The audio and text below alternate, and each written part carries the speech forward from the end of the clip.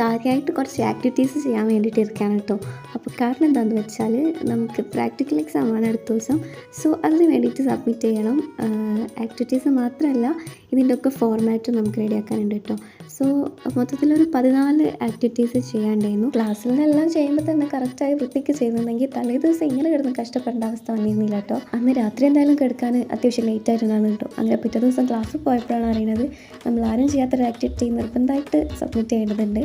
ആരും മീൻസ് ഞങ്ങളൊരു 5-6 പേര് കേട്ടോ, ബാക്കി എല്ലാവരും ചെയ്തിട്ടുണ്ടായിരുന്നു. സോ പെട്ടെന്ന് കയ്യിലുള്ള സാധനങ്ങളൊക്കെ വെച്ചിട്ട് അത് തട്ടിക്കുട്ടി ഉണ്ടാക്കി വെച്ച് പിന്നെ നമുക്ക് എല്ലാവർക്കും ഇതുപോലത്തെ ഒരു ഫയൽ ഉണ്ടായിരുന്നു കേട്ടോ. അതിലാണ് നമ്മൾ ചെയ്ത വർക്കും അതുപോലെ ആക്ടിവിറ്റിയുടെ ഫോർമാറ്റും അങ്ങനെ അറേഞ്ച് ചെയ്ത് വെച്ച് അത് കേട്ട് നമ്മളടുത്ത് പറഞ്ഞു വീണ്ടും അവിടുന്ന് എക്സ്ട്രാ ഒരു ആക്ടിവിറ്റി നമ്മൾ ചെയ്യണമെന്ന്. അപ്പോൾ എല്ലാവർക്കും ഡിഫറെൻ്റ് ആയിട്ടുള്ളതായിരുന്നു കിട്ടിയിട്ടുണ്ടായിരുന്നത്. എനിക്ക് ജ്വല്ലറി മേക്കിംഗ് ആയിരുന്നു കേട്ടോ. അപ്പോൾ ഞാൻ ഇങ്ങനെയാണ് ചെയ്തത്. ഇതെന്തോ ചെയ്തു വന്നപ്പോൾ എനിക്ക് ഫസ്റ്റ് ടൈം ചെയ്തതിനേക്കാളും കുറച്ചുകൂടി ഇഷ്ടപ്പെട്ടു. ഇതൊക്കെ ചെയ്ത് കഴിഞ്ഞിട്ട് എന്താ നമുക്ക് അന്ന് വൈവ നടന്നില്ല. പിറ്റേ ദിവസമാണ് കേട്ടോ നമുക്ക് പ്രാക്ടിക്കൽ എക്സാം നടന്നത്. അങ്ങനെ അടുത്ത ദിവസം നമ്മൾ വൈവയ്ക്ക് വേണ്ടിയിട്ട് നമ്മുടെ ആക്ടിവിറ്റീസും കാര്യങ്ങളും എല്ലാം എടുത്തിട്ട് റെഡിയായി ഇരിക്കുകയാണ്. പിന്നെ മോഡൽ എക്സാം ആയിരുന്നത്, അതുകൊണ്ട് അത്ര വലിയ ടെൻഷൻ ഉണ്ടായിരുന്നില്ല. എന്നാലും മാമിൻ്റെ ഫ്രണ്ട് പോകുന്നതുകൊണ്ട് എന്ത് ചോദിക്കും എന്ത് പറയുന്നൊന്നും അറിയില്ല. സോ അപ്പം അത്രേ ഉള്ളൂ.